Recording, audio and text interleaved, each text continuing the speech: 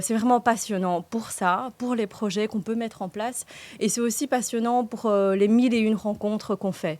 Les habitants, les commerçants, les collaborateurs, tous les collaborateurs aussi au niveau externe, avec les autres niveaux de pouvoir, mais aussi les ASBL. Et donc, c'est vraiment une richesse immense.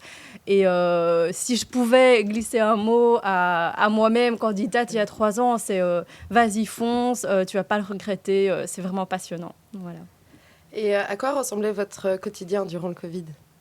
Alors, il faut le reconnaître, c'était pas facile. C'est pas facile en tant que commune parce qu'on arrive un peu en bout de course, au bout de la chaîne de décision, et on doit mettre en œuvre des mesures qui ont été décidées à d'autres niveaux de pouvoir et qui nous arrivent vraiment en dernière minute. Par exemple, on reçoit des mesures le vendredi soir à appliquer dans les écoles pour le lundi de la rentrée, ou on reçoit encore des mesures le vendredi soir qu'on doit mettre en place pour le dimanche au marché. Et donc, c'est vraiment en dernière minute.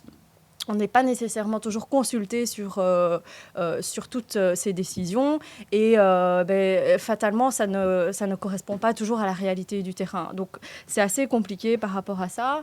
Et puis, à côté de ça, on se retrouve confronté à des problèmes de gestion quotidienne, on va dire. Par exemple, des employés qui tombent malades, des professeurs qui tombent malades. On doit fermer des classes entières, des sections entières de crèches. Et on doit trouver des remplacements. Et puis, les parents sont mis dans l'embarras parce qu'ils n'ont plus de solution de carte. Donc, c'est compliqué à gérer aussi. Et enfin, le Covid, c'est aussi et avant tout un drame humain. Des enfants, des jeunes ou des personnes âgées qui se retrouvent vraiment isolées, parfois en détresse. Et en tant que commune, on essaye de garder le contact avec eux, avec les personnes âgées, aussi au niveau des écoles pour éviter le décrochage scolaire. Ça n'a pas l'air évident tout ça, mais je suis sûre que vous faites du mieux que vous pouvez. Changeons de sujet, vers la petite enfance. Vous avez augmenté le nombre de crèches, c'est bien ça ? Oui, donc à mon arrivée, il y a 3 ans, il y avait 2 crèches. Et aujourd'hui, 3 ans plus tard, on en a 4. Ah, oui. Et en termes de capacité d'accueil, on a augmenté d'1/3. Et c'est vraiment énorme parce que on sait l'impact que ça peut avoir pour une famille, le bénéfice que ça représente. J'ai souvent parfois des familles où je me souviens très bien, il y a récemment une maman qui venait me dire pour moi, pouvoir mettre mon enfant en crèche, c'est avoir la possibilité de retrouver un travail, c'est de pouvoir me remettre dans le marché de l'emploi, de ne plus rester isolée chez moi. Et donc, ça dépasse juste le fait de accueillir un enfant. C'est aussi de pouvoir apporter une solution pour les familles. Et donc, c'est vraiment très important. Oui, on sait que Bruxelles manque beaucoup de place pour les crèches. Est-ce qu'aujourd'hui, le nombre de places est suffisant dans les crèches de Watermal-Boisfort ? Alors, même si on a augmenté la capacité d'accueil, elle reste insuffisante et on a toujours une liste d'attente qui est quand même relativement importante. On essaye de faire le maximum pour répondre à toutes les demandes, mais c'est vraiment pas facile parce que pour ouvrir une crèche, c'est compliqué. Il faut déjà avoir un bâtiment, un local, il faut avoir du budget pour pouvoir engager. C'est vraiment pas facile. Donc oui, vraiment, il y a encore une forte demande. Ah oui. Bon, on fait un petit zoom maintenant sur vos matières de l'enseignement. Donc, travail dans les écoles, quelle avancée au niveau du bilinguisme ? Alors là, pour le coup, on a bien avancé et c'est pas facile. C'est pas facile d'avancer sur des gros projets quand à côté, on a de la gestion quotidienne, quand on a le Covid qui nous tombe dessus. C'est pas facile d'avancer sur des gros projets. Mais le néerlandais à l'école, le bilinguisme, c'était vraiment une mesure vraiment très importante pour moi dès le début du mandat. Et dès le début du mandat, on a travaillé là-dessus. Et depuis 1 an, on a pu implémenter dans toutes nos écoles communales, donc dans nos 7 écoles communales, le néerlandais précoce à partir de la 3e maternelle.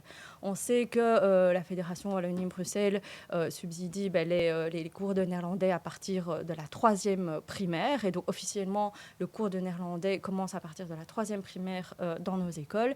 Mais ici, on le commence dès la 3e maternelle.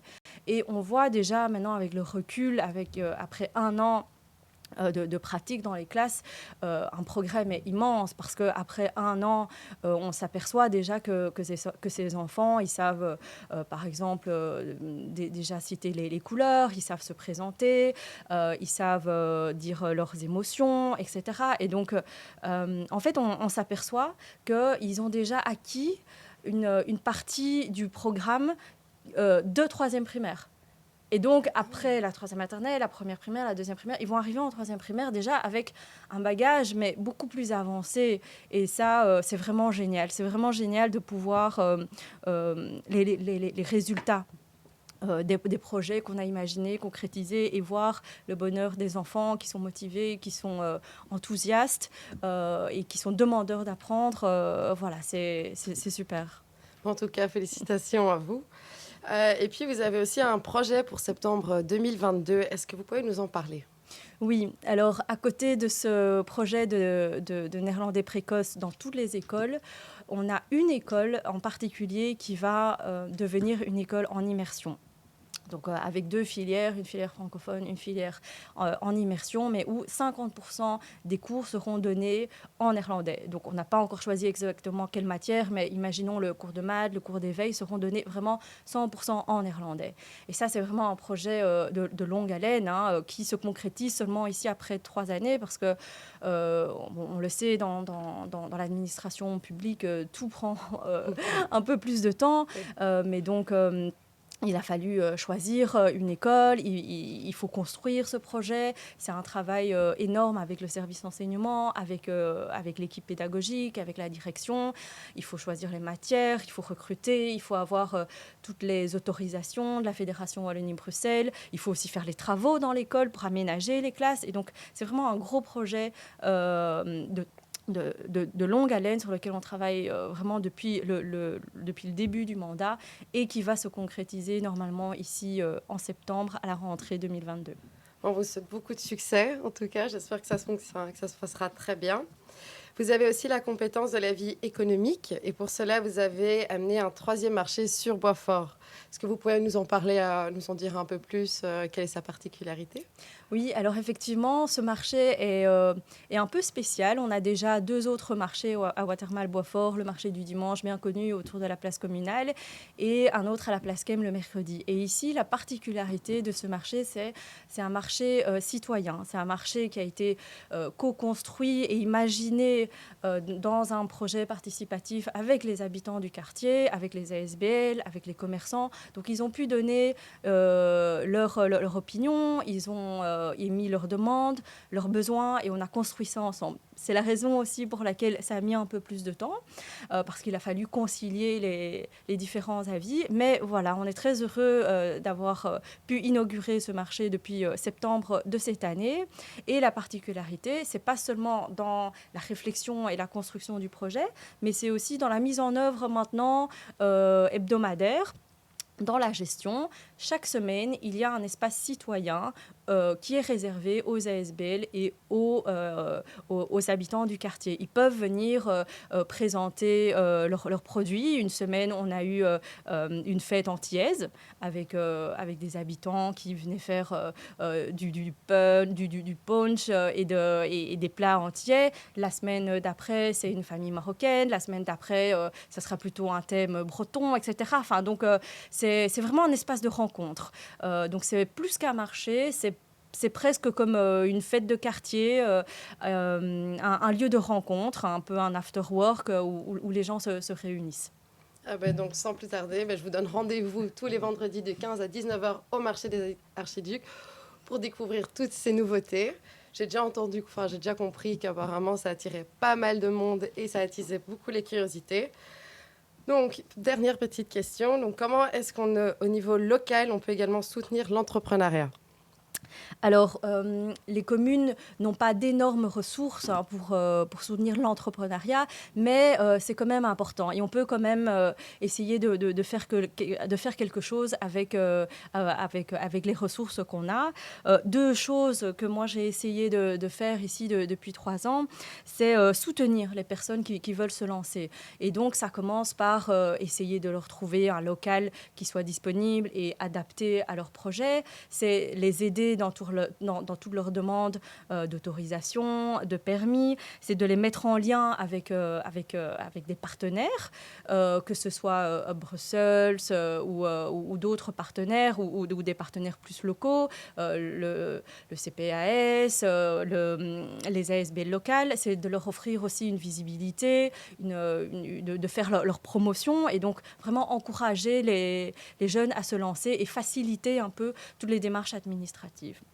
Et dans un deuxième temps, pour tous les entrepreneurs existants, c'est de créer un réel réseau entre les entrepreneurs locaux. C'est de dire, voilà, moi je connais un qui est webmaster, l'autre qui fait du marketing. On va vous mettre en contact pour travailler vraiment avec les acteurs locaux.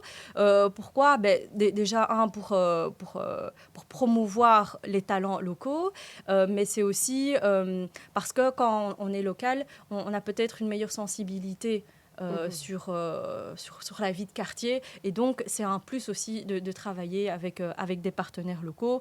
Et donc, on a organisé des business networking, etc. C'est très intéressant et notamment pendant la période Covid, on a pu mettre en avant l'un ou l'autre entrepreneur ou commerce qui ont pu se réinventer, qui ont pu se diversifier et qui ont traversé avec succès la crise Covid. Et donc, c'était très intéressant qu'ils puissent partager leur expérience avec les autres entrepreneurs de la commune. En tout cas, Anne Nguyen, merci beaucoup d'avoir été avec nous ce matin. Je rappelle, vous êtes échevine à la commune de Watermal-Boisfort, de la petite enfance, de l'enseignement, de la vie économique et sociale. Quant à nous, on se retrouve vendredi matin. On est désormais disponible en replay sur toutes les plateformes audio, donc que ce soit Spotify, Apple. Nous sommes partout. Merci à vous de nous suivre. À vendredi pour une nouvelle invitée de la société civile.